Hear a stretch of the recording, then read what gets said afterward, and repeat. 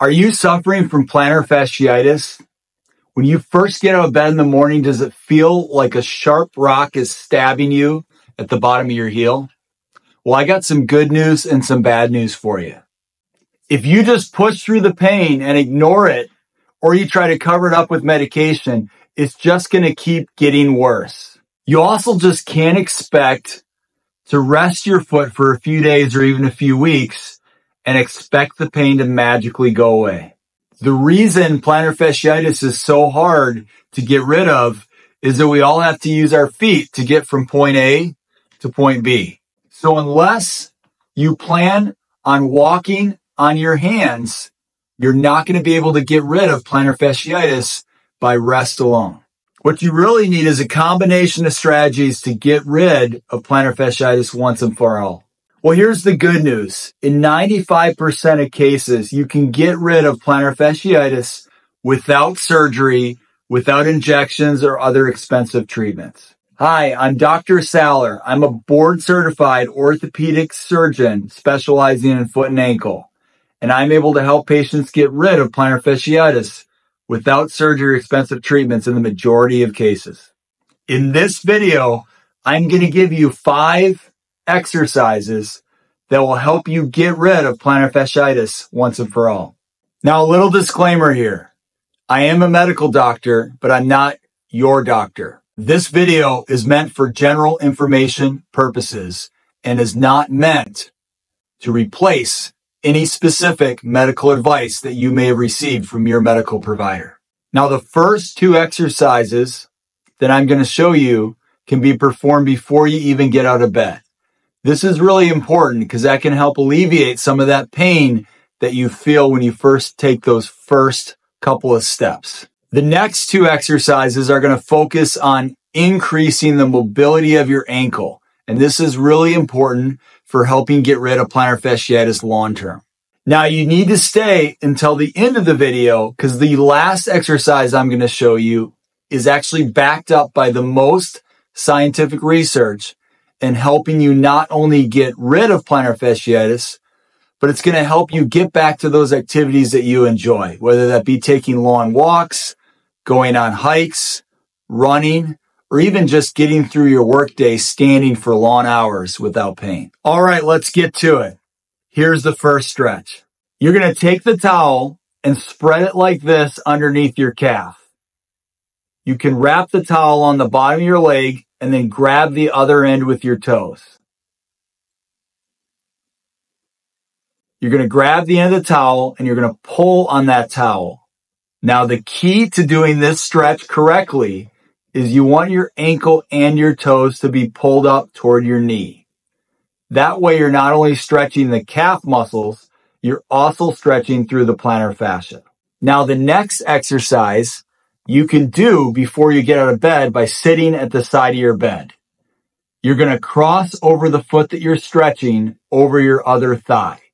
Then you're going to take your hand and you're going to pull back on your toes just like this. When you do this, you want to be extending your toes as well as your ankle. This is going to stretch through your plantar fascia.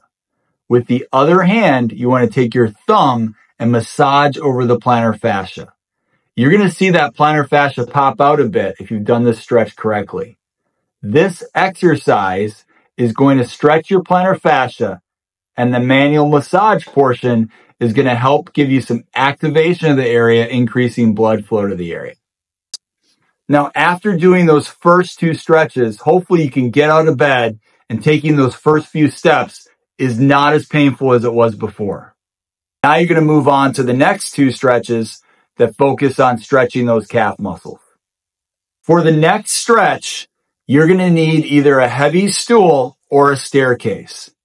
If you use a stool, make sure it's heavy enough that it's not going to flip over as you stand on top of it. If you use the stairs, use the bottom stair and hold on to the railing to make sure you don't fall. In this stretch, you're going to slowly lower your heels down as far as you can. By doing this slowly, you're providing eccentric strengthening to your calf muscles. When you get to the bottom, you should feel a nice burn in your calf. and then you want to hold it there for 30 to 60 seconds. For the next stretch, you're going to lean against the wall. You're going to put the leg that you're stretching behind your other leg just like this. The key here is you want to point your toes toward that front knee. This is going to rotate your leg about 15 to 20 degrees internally. And what this does is it truly ensures that you're stretching through the calf muscles instead of stretching through the muscles on the inside of your foot. Now you want to lean toward that wall, bending your front knee while keeping your back knee straight. You should feel a nice burn in your upper calf if you're doing this correctly. You want to do this for about 30 seconds, and then while holding the same position, you let that back knee bend a bit. Now you're going to feel the burn move down toward your Achilles tendon. This is stretching that inner muscle called the soleus, whereas the first stretch is mainly stretching the gastrocnemius muscle. So in the beginning, you can just do these 4 exercises that I showed you, and then you can work your way into the last exercise that I'm about to show you. This is the important thing though. You don't just want to do the calf stretches in isolation. Calf stretching's super important for getting rid of plantar fasciitis, and it really helps for almost any other ankle problem that you have or foot problem. But for plantar fasciitis specifically, the science shows that it works better when it's combined with direct plantar fascial stretching exercises as well. So what you want to do for this stretch is roll up a towel and place it underneath your toes. Your toes should be extended in a position just like this. Then you're going to want to slowly raise up your heels as high as you can. When your heels are raised up as high as you can get them, you want to hold this for 3 seconds. Then you want to slowly lower those heels back to the ground. You want to do 10 repetitions and then take a quick break. Repeat this 2 more times for a total of 3 sets. Once you're able to do this easily without any discomfort or significant pain, then you want to place one foot in front of the other like this and focus on elevating the back foot. What you're doing here is you're putting more load through the back foot without 100% load going through one foot. Now, once you've mastered this, you can go on and perform this with one leg, keeping the other leg up in the air, just like this. Now, this is an important thing to note about this final stretch. You really got to do this with caution. If you have active plantar fasciitis, and when you first get out of bed, you can barely walk, you got to really ease into this exercise. You can overdo it and really aggravate that plantar fascia. So a modification of this exercise in the beginning is to do it in a chair. And you're going to see in this video where I'm in a chair, and you just sit down, you have that same towel, and you're going to do that same extension with both legs in a chair.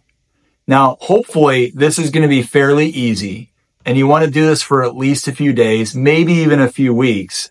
And then you're going to migrate to doing it with the chair with one leg. Do that.